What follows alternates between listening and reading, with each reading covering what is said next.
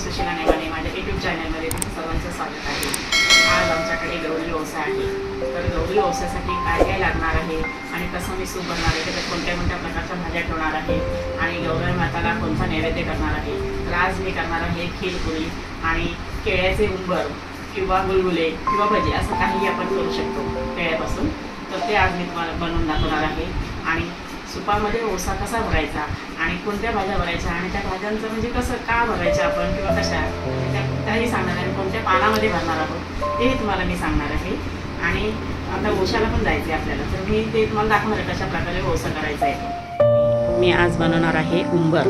उंबर म्हणजे कोणी लोक गुलगुले पण बोलतात, उंबर बोलतात, कोण गोड भजी बोलतो। तर मी आज ते गुलगुले बनवणार आहे, म्हणजे उंबर बनवणार आहे। तर त्यासाठी लागणारं साहित्य आपण बघूया।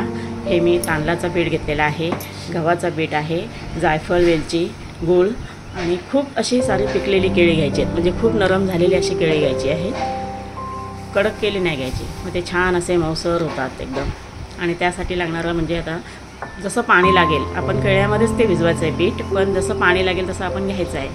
तर आता आपण बघूया कृती कशी करायची ती, चला बघून घेऊया। अशी 2 केळी घेतलेली आहेत आणि ती अशी बारीक छानपैकी अशी चमच्याने करून घेतलेली आहेत। आता ह्या 2 केळ्यामध्येच किती जो पीठ राहील तेवढं आपल्याला भिजवायचं आहे। 1 वाटी, आता मी 1 वाटी गव्हाचं पीठ त्याच्यात टाकणार आहे। आता अंदाजाने मी टाकते।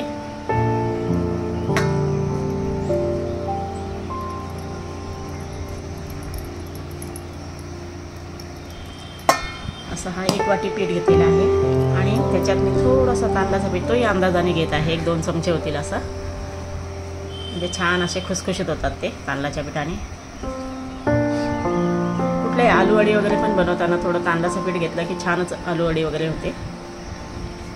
आता याच्यात गोड पदार्थ असेल ना तर थोडं मीठ पण टाकायचं, असं मग टेस्टी लागतं। थोडा नॉर्मली मीठ टाकायचा।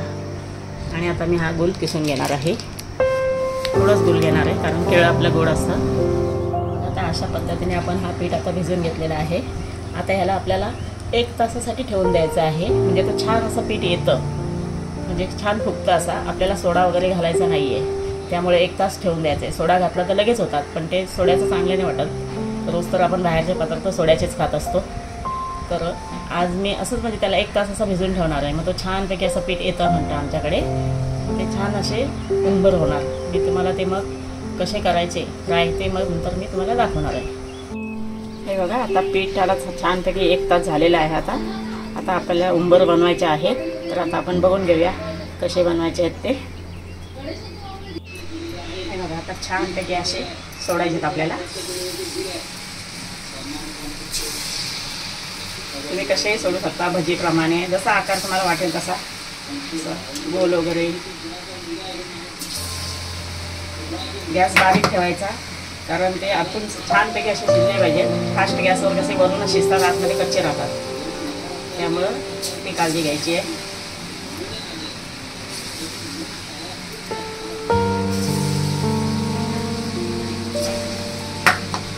आता छानपैकी असे ते आता बुडबुडे येणं बंद झालं, हे असे बुडबुडे पूर्णपणे बंद झाले पाहिजे की मग पलटी मारायचं आहे आपल्याला। आणि गॅस बंदच ठेवायचा, एकदम कमी ठेवायचा आहे।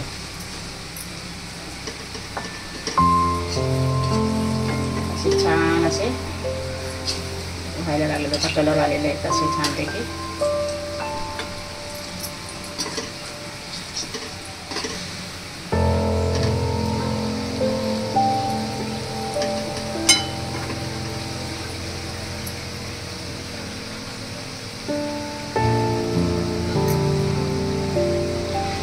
छान असं तळताना वास येते, सुगंध येते मस्तपैकी असा केळ्याचा सुगंध येते।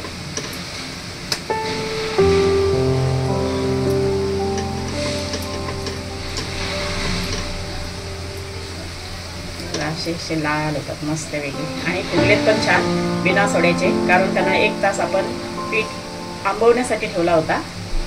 ते छानपैकी आता पीठ फुगलं आहे, म्हणजे सोडा टाकण्याची गरज नाही 1 तास ठेवला तर।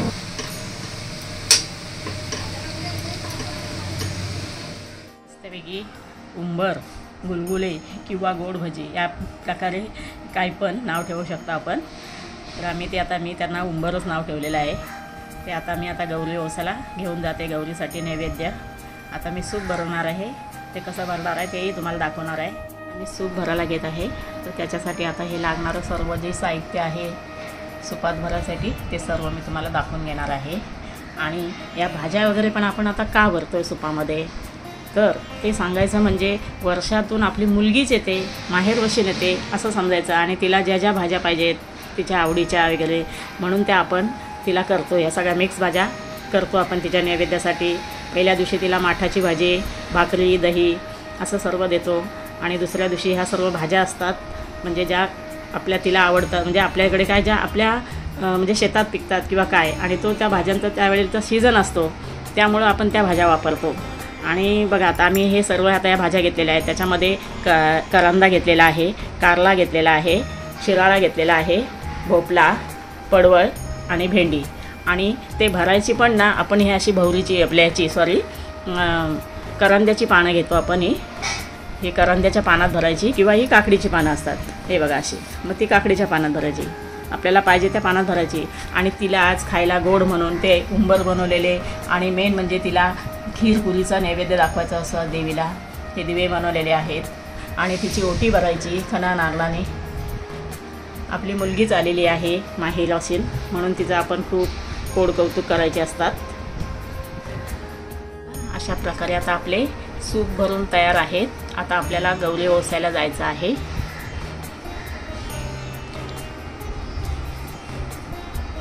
गणपतीच्या आधी गणपती येतो, आधी मुलगा येतो, पार्वती मातेचा, गौराई मातेचा आधी मुलगा येतो, आणि मग 2 दिवसांनी किंवा 3 दिवसांनी अशी गौराई माता येते, आणि ती 1.5 दिवसाचीच पाहुणी असते फक्त। आणि आता आज गौरी ओसली की आज संध्याकाळी आम्ही आमच्या लहानपणी म्हणजे गावच्या आठवणी, तर आम्ही आज संध्याकाळी असं शंकर आणायला जायचं, म्हणजे तिला न्यायला मुलारी म्हणजे माघारी येतो शंकर न्यायला गौरीला आणि गणपतीला। तर आम्ही ते गावच्या विहिरीवर जाऊन ते असे 7 खडे वगैरे आणायचे तांब्यामध्ये, आणि तो तांब्या आणून मग गौरीजवळ तिथे ठेवायचा, आणि मग त्याच्यावर टोपी वगैरे ठेवायची, आणि त्यालासुद्धा नैवेद्य द्यायचा, कारण शंकर भगवान पण पाहुणेच आलेले असतात, मग त्यांच्यासाठी पण खूप गोड पदार्थ वगैरे ठेवायचं, असं ती हे आहे। आणि गौराई माता फक्त 1.5 दिवसाचीच पाहुणी असते। एक असं घेतला हे जो ओसा आहे भरलेला आपण पान, तो गौरी मातेला एक ठेवायचा आहे, तिची ओटी भरायची आहे खणा नारळाने, आणि तिला खीरपुरीचा नैवेद्य दाखवायचा आहे। आणि जे आता ही बाकीची जी पानं नंतर ओसून आल्यानंतर तर मग आपल्या पतिदेवाला द्यायचं, किंवा ज्येष्ठ म्हणजे आपले दीर असतील, जाव असेल त्यांना ते ओशे द्यायचे, म्हणजे देवाजवळ ठेवायचा, घरच्या देवांजवळ ठेवायचा, असे ते करायचे असतात। आता नवीन नवीन नवरींचे ओशे असतात ते खूप मोठे असतात, 7-7 सुपांचे असतात।